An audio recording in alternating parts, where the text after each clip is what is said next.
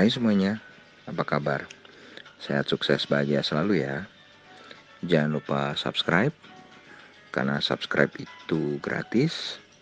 Dan bagikan channel ini agar kami dapat lebih berkembang dalam memberikan Anda berbagai insight dan informasi yang bermanfaat tentunya.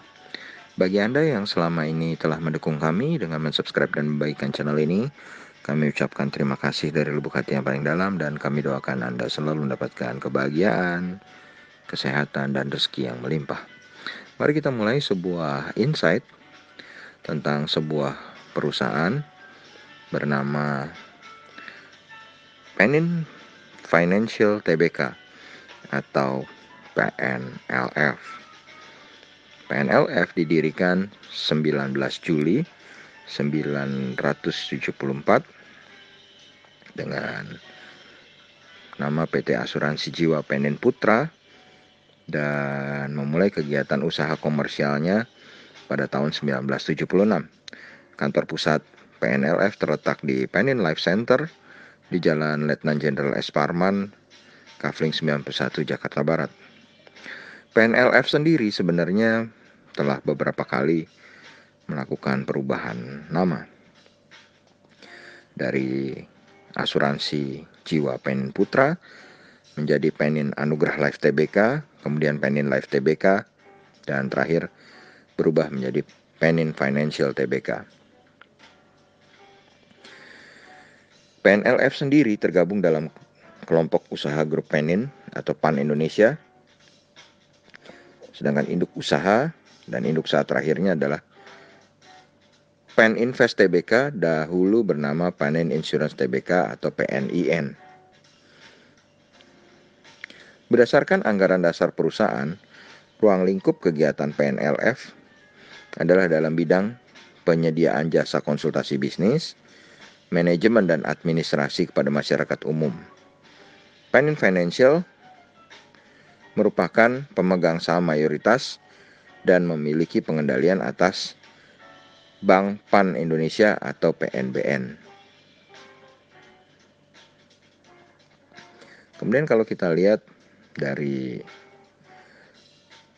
PNLF ini di pasar modal Indonesia, maka untuk saham yang harganya Rp204 saat ini, market cap-nya lumayan besar ya, 6,53 triliun.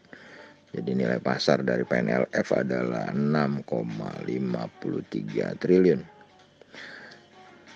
Kemudian kalau kita lihat PNLF sendiri sebenarnya adalah sebuah perusahaan yang sudah lama melantai di pasar modal Indonesia, yaitu pada tanggal 14 Juni 1983 dengan total kepemilikan PT Pen Invest Tbk sebesar 62,48% dan masyarakat sebesar 37,52%. Saham PNLF ini sendiri juga sering disebut-sebut sebagai saham yang ikut dikoleksi oleh Warren Buffett-nya Indonesia, katanya Bapak Lo Keng Hong. Kemudian Presiden Komisaris dari PNLF sendiri adalah Bapak Mukmin Ali Gunawan dengan Presiden Direktur Liana Loren Limanto. Kalau kita lihat dari performance EPS dari PNLF sendiri, PNLF sebenarnya mencatatkan EPS yang cukup stabil, bertumbuh dari 2017 46, 2018 57, 2019 62, tapi di 2020 menurun ke 50. Sales dari PNLF adalah 1,63 triliun dengan aset sebesar 29,81 triliun dengan liability sebesar 3,99 triliun dan equity sebesar 23,71 triliun dengan net profit sebesar 797,17 miliar rupiah. Dan book value per share dari PNLF sendiri adalah 740.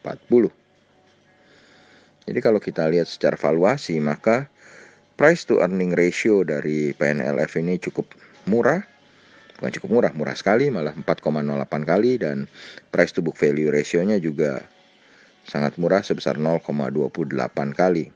Sedangkan net profit marginnya sangat besar, 48,77%.